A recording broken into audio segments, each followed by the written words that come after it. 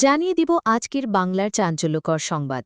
শুরুতেই সংবাদ শিরোনাম। শেখ হাসিনাকে দেশে ফেরাতে ভারতের বিশেষ বার্তা থাকছে প্রতিবেদনে। শেখ হাসিনার দেশে ফেরা নিয়ে যা জানালো ফ্যাক্ট চেক থাকছে প্রতিবেদনে। হাসিনাকে ভারত ফেরত না দিলে চুক্তির সুস্পষ্ট লঙ্ঘন হবে থাকছে প্রতিবেদনে। সরকার হেলথ কার্ড চালুর পরিকল্পনা বাস্তবায়নের পথে প্রধানমন্ত্রী থাকছে প্রতিবেদনে। জোটবদ্ধ নির্বাচন ও জুলাই সনদ বাস্তবায়ন নিয়ে যা বললেন নাহিদ থাকছে প্রতিবেদনে। আওয়ামী লীগের যাবতীয় কার্যক্রম নিষিদ্ধ ঘোষণা থাকছে প্রতিবেদনে। পশ্চিমবঙ্গের নির্বাচনের পর বাংলাদেশের দায়িত্ব বেড়েছে নাহিদ থাকছে প্রতিবেদনে। এতক্ষণ শুনতেছিলেন সংবাদ শিরোনাম, এখন বিস্তারিত। শেখ হাসিনার দেশে ফেরা নিয়ে যা জানালো ফ্যাক্টস চেক।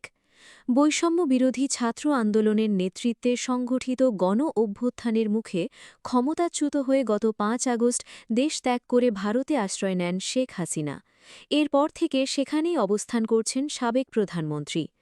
অন্তর্বর্তী সরকারের দায়িত্ব গ্রহণের পর থেকে এ পর্যন্ত বেশ কয়েকবারই দাবি উঠেছে যে কোনো সময় দেশে ফিরছেন শেখ হাসিনা। সবশেষ সামাজিক যোগাযোগ মাধ্যম টিকটকে নতুন এক ভিডিও ছড়িয়ে পড়েছে, যেখানে দাবি করা হয়েছে চলতি মে মাসে দেশে ফিরবেন তিনি। তবে ফ্যাক্ট চেকিং নিয়ে কাজ করা বাংলাদেশ ভিত্তিক প্রতিষ্ঠান রিউমার স্ক্যানার জানিয়েছে, শেখ হাসিনা ভারতের কোনো গণমাধ্যমকে ২০২৬ সালের মে দেশে আসবেন বলে সাক্ষাৎকার দেননি। ভিন্ন ঘটনার একাধিক পুরনো ফুটেজ ব্যবহার করে সম্পূর্ণ ভিত্তিহীনভাবে আলোচিত দাবিটি প্রচার করা হয়েছে। টিকটকে ছড়িয়ে পড়া ওই ভিডিওতে বলা হয়, ২০২৪ সালের ৫ আগস্ট শেখ হাসিনা ভারতে পালিয়ে যাওয়ার আগে একটি ভাষণ রেকর্ড করতে চেয়েছিলেন, কিন্তু ছাত্রছাত্রীদের জন্য তিনি সেটা করতে পারেননি। শেখ হাসিনা ভারতে গিয়ে একটি ভিডিও বার্তা দিয়েছেন এবং বাংলাদেশের মানুষের জন্য ৬ আগস্ট একটি ভিডিও বার্তা শেয়ার করেছেন। ভিডিওতে উপস্থাপক দাবি করেন, শেখ হাসিনা বলেছেন, সাময়িক সময়ের জন্য আমি দেশ ছেড়েছি, আজীবনের জন্য নয়। আমার সঙ্গে যা ঘটেছে তার সব কিছুর হিসাব নিব আমি। এটা আমার বাবার দেশ, এটা আমার হাতে গড়া বাংলাদেশ। এত সহজে ছেড়ে দেওয়ার মতো পাত্রী আমি নই। মনে রেখো, দিনটা তোমার ছিল, বাট বছরটা আমার হবে। হাসিনাকে ভারত ফেরত না দিলে চুক্তির সুস্পষ্ট লঙ্ঘন হবে। সাবেক প্রধানমন্ত্রী শেখ হাসিনাকে যদি ভারত ফেরত না দেয়, তাহলে সেটা হবে ভারত বাংলাদেশ প্রত্যর্পণ চুক্তির সুস্পষ্ট লঙ্ঘন। চুক্তি অনুযায়ী ভারতের শেখ হাসিনাকে ফেরত দেওয়া উচিত বলে মন্তব্য করেন আইন উপদেষ্টা ড আসিফ নজরুল। মঙ্গলবার ২১ জানুয়ারি আইন মন্ত্রণালয় সম্মেলন কক্ষে এক সংবাদ সম্মেলনে কথা বলেন আইন উপদেষ্টা ড আসিফ নজরুল। তিনি বলেন, শেখ হাসিনাকে ফেরত দেওয়ার জন্য ভারতের কাছে বাংলাদেশের পক্ষ থেকে চিঠি দেওয়া হয়েছে। ভারত যদি শেখ হাসিনাকে প্রত্যর্পণ না করে, তাহলে ভারত বাংলাদেশ প্রত্যর্পণ চুক্তির সুস্পষ্ট লঙ্ঘন হবে। পরবর্তীতে আমরা বিশ্ব সমাজে কী পদক্ষেপ নেব তা পররাষ্ট্র মন্ত্রণালয়ের মাধ্যমে ঠিক করা হবে। আমাদের যা যা করণীয় আছে আমরা করে যাচ্ছি, আরও কিছু করার থাকলে আমরা করে যাব। উপদেষ্টা বলেন, আগামী ৭ দিনের মধ্যে প্রায় ২৫০০ রাজনৈতিক হয়রানিমূলক মামলা প্রত্যাহার করা হবে। তিনি আরও বলেন, সাইবার আইনের স্পিচ অফেন্স সংক্রান্ত ১১৩টি মামলা পাবলিক প্রসিকিউটরদের মাধ্যমে প্রত্যাহার করেছে আইন মন্ত্রণালয়। আগামী ২ সপ্তাহের মধ্যে অবশিষ্ট মামলা প্রত্যাহার করা হবে। সরকার হেলথ কার্ড চালুর পরিকল্পনা বাস্তবায়নের পথে। রোগীর স্বাস্থ্য বিষয়ক তথ্য নিয়ে নাগরিকদের জন্য সরকারের হেলথ কার্ড চালুর পরিকল্পনা বাস্তবায়নের পথে রয়েছে বলে জানিয়েছেন প্রধানমন্ত্রী তারেক রহমান। বৃহস্পতিবার ৭ মে ২০২৪ রাতে বিশ্ব থ্যালাসেমিয়া দিবস উপলক্ষে নিজের ভেরিফাইড ফেসবুকে দেওয়া এক পোস্টে একথা জানান তিনি। থ্যালাসেমিয়া একটি জটিল বংশগত রক্তরোগ, যা ব্যক্তি, পরিবার এবং সামগ্রিক জনস্বাস্থ্যের জন্য উদ্বেগের বিষয়। বিশেষ করে পিতামাতা উভয়ই থ্যালাসেমিয়ার জিন বাহক হলে তাদের সন্তানের এ রোগে আক্রান্ত হবার ঝুঁকি বহুগুণে বৃদ্ধি পায়। তাই জনসচেতনতা বৃদ্ধি, সময়োপযোগী পরীক্ষা এবং প্রতিরোধমূলক উদ্যোগ গ্রহণ জরুরি। এবারের থ্যালাসেমিয়া দিবসের প্রতিপাদ্য হচ্ছে, আর আড়াল নয়, রোগ নির্ণয়হীনদের খুঁজে বের করি, অলক্ষ্যে থাকা রোগীদের সহায়তা করি। বিশ্ব থ্যালাসেমিয়া দিবস উপলক্ষে বাংলাদেশ থ্যালাসেমিয়া সমিতি প্রতি বছরের ন্যায় এবারও বিভিন্ন কর্মসূচি গ্রহণ করেছে। এ দিবসটি থ্যালাসেমিয়া সম্পর্কে জনসচেতনতা বৃদ্ধি, প্রতিরোধ এবং আক্রান্তদের প্রতি সামাজিক দায়িত্ববোধ জাগ্রত করার একটি গুরুত্বপূর্ণ উপলক্ষ। বাংলাদেশে প্রায় ২০ লক্ষ মানুষ থ্যালাসেমিয়ার জিন বাহক বলে ধারণা করা হয়। বিষয়টি অত্যন্ত উদ্বেগজনক এবং ভবিষ্যৎ প্রজন্মের সুস্বাস্থ্য নিশ্চিত করতে এখনই কার্যকর পদক্ষেপ গ্রহণ অনিবার্য। জনস্বাস্থ্য রক্ষায় সরকার প্রতিকারের চেয়ে প্রতিরোধ উত্তম এই নীতি অবলম্বন করেছে। থ্যালাসেমিয়া রোগ প্রতিরোধে এই নীতি সবচেয়ে বেশি কার্যকর। বর্তমান গণতান্ত্রিক সরকার একটি জনমুখী এবং আধুনিক স্বাস্থ্য ব্যবস্থা গড়ে তুলতে নিরলসভাবে কাজ করে যাচ্ছে। রোগীর স্বাস্থ্য বিষয়ক তথ্য নিয়ে সরকার নাগরিকদের জন্য ই-হেলথ কার্ড চালুর পরিকল্পনা বাস্তবায়নের পথে রয়েছে। ই-হেলথ কার্ড চালু হয়ে গেলে এই কার্ডের মাধ্যমেই নাগরিকগণ নিজেদের স্বাস্থ্য সম্পর্কে হালনাগাদ তথ্য জানতে সক্ষম হবেন। একই সঙ্গে একজন রোগী গ্রাম কিংবা শহর যেখানেই চিকিৎসা গ্রহণ করুন না কেন, ই-হেলথ কার্ডের মাধ্যমে চিকিৎসক সংশ্লিষ্ট রোগীর প্রয়োজনীয় স্বাস্থ্য তথ্য দ্রুত জানতে পারবেন। বিশেষজ্ঞ চিকিৎসকগণ বলছেন, ২ জন থ্যালাসেমিয়া রোগীর মধ্যে দাম্পত্য সম্পর্ক না হলে থ্যালাসেমিয়া রোগের বিস্তার হয় না। সুতরাং থ্যালাসেমিয়ার মতো দুরারোগ্য রক্তরোগ প্রতিরোধে, বিশেষ করে থ্যালাসেমিয়ার জিন বাহকদের মধ্যে বিবাহের ঝুঁকি সম্পর্কে সচেতনতা সৃষ্টি করতে পরিবার, সমাজ এবং রাষ্ট্র সকলকে সম্মিলিতভাবে কাজ করতে হবে। আমি সরকারের পাশাপাশি সকল পেশাজীবী, সামাজিক ও স্বেচ্ছাসেবী সংগঠন, গণমাধ্যম, অভিভাবক এবং সচেতন নাগরিক সমাজকে এ বিষয়ে জনগণের মধ্যে সচেতনতা তৈরির আহ্বান জানাচ্ছি। আমি বিশ্ব থ্যালাসেমিয়া দিবস উপলক্ষে গৃহীত সকল কর্মসূচির সার্বিক সাফল্য কামনা করছি। জোটবদ্ধ নির্বাচন ও জুলাই সনদ বাস্তবায়ন নিয়ে যা বললেন নাহিদ। নির্বাচনী জোট ও সমসাময়িক রাজনৈতিক পরিস্থিতি নিয়ে গুরুত্বপূর্ণ বক্তব্য দিয়েছেন বিরোধী দলীয় চিফ হুইপ ও জাতীয় নাগরিক পার্টির এনসিপির আহ্বায়ক নাহিদ ইসলাম।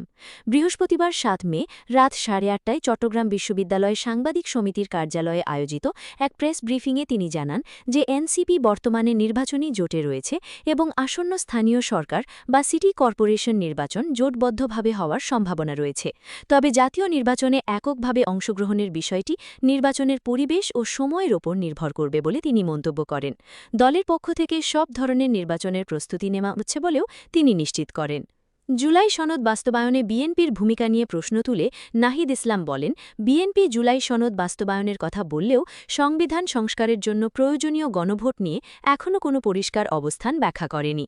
তিনি দাবি করেন যে এনসিপি বিরোধী দলের জায়গা থেকে সংসদে অত্যন্ত দায়িত্বশীল ভূমিকা পালন করেছে এবং পুরনো রাজনৈতিক দলগুলোর মতো সংসদকে অকার্যকর করার পথে হাঁটেনি। সংসদে নিজেদের দাবিগুলো জোরালোভাবে জানানো হয়েছে উল্লেখ করে তিনি বলেন, সংসদে জনগুরুত্বপূর্ণ বিষয়গুলো সমাধানে তারা সচেষ্ট রয়েছেন।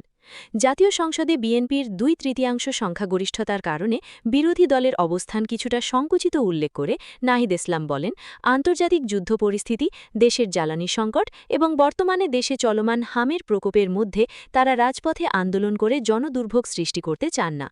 তবে তিনি স্পষ্ট হুঁশিয়ারি দিয়ে বলেন যে যদি সংসদে দাবিগুলোর যথাযথ সমাধান না হয় তবে পরিস্থিতির প্রয়োজনে আন্দোলন রাজপথে গড়াবে।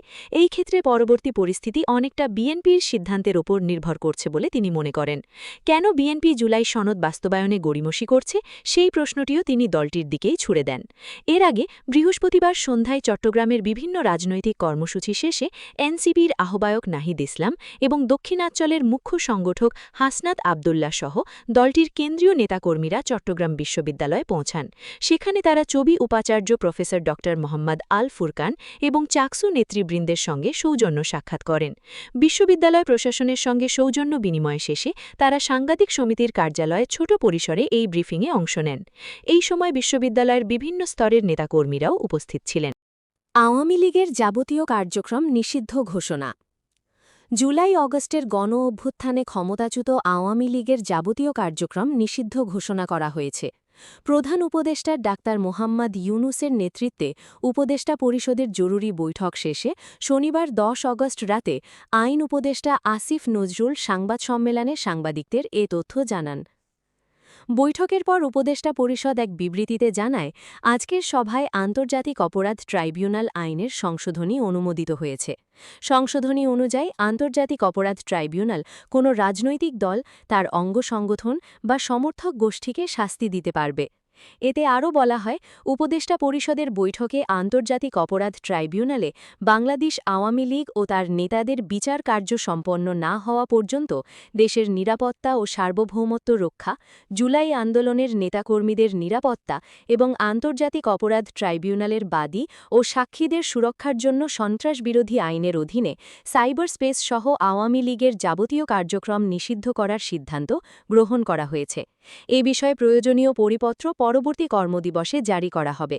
এছাড়া বৈঠকে জুলাই ঘোষণাপত্র আগামী ৩০ কার্যদিবসের মধ্যে চূড়ান্ত করে প্রকাশ করার সিদ্ধান্তও গৃহীত হয়েছে। পশ্চিমবঙ্গে নির্বাচনের পর বাংলাদেশের দায়িত্ব বেড়েছে নাহিদ। ভারতের পশ্চিমবঙ্গে নির্বাচনের পর বাংলাদেশের দায়িত্ব বেড়েছে বলে জানিয়েছেন বিরোধী দলীয় চিফ হুইপ ও জাতীয় নাগরিক পার্টির এনসিপির আহ্বায়ক নাহিদ। বৃহস্পতিবার ৭ মে বিকালে চট্টগ্রাম প্রেস ক্লাবের জুলাই স্মৃতি হলে এনসিপিতে যোগদান অনুষ্ঠানে প্রধান অতিথির বক্তব্যে তিনি একথা বলেন। নাহিদ ইসলাম বলেন, সম্প্রতি পশ্চিমবঙ্গে একটা নির্বাচন হয়েছে। বাংলাদেশের পার্শ্ববর্তী এলাকা হিসেবে পশ্চিমবঙ্গ আমাদের জন্য অত্যন্ত গুরুত্বপূর্ণ। সেই নির্বাচন তাদের অভ্যন্তরীণ বিষয়, কিন্তু নির্বাচন নিয়ে আমরা এজন্য কোনো কথা বলতে চাই না। তবে আমরা দেখেছি নির্বাচনের আগে কয়েক লাখ ভোটারের নাগরিকত্ব কেড়ে নেওয়া হয়েছে, তাদের ভোটদান থেকে বিরত রাখা হয়েছিল। তাদের অধিকাংশই ছিল মুসলমান ও মতুয়া সম্প্রদায়ের। এনসিপির আহ্বায়ক বলেন, আমি সংসদেও এটা বলেছি, সেখানে মুসলমানদের নির্যাতন করা হচ্ছে, তাদের ভোটাধিকার কেড়ে নেওয়া হচ্ছে, এটার প্রভাব বাংলাদেশেও পড়বে। নির্বাচনের পরেও সেখানে মুসলিম নির্যাতন হচ্ছে, মতুয়া, দলিত ও স্বল্পালঘু সম্প্রদায়ের ওপর নির্যাতন করা হচ্ছে বলে তিনি মনে করেন। তিনি বলেন, আমরা একটা কথা সুস্পষ্টভাবে বলতে চাই, পশ্চিমবঙ্গের এই নির্বাচনের ফলাফলের পরে বাংলাদেশের দায়িত্ব অনেক বেড়ে গিয়েছে। বাংলাদেশকে দায়িত্বশীল আচরণ করতে হবে।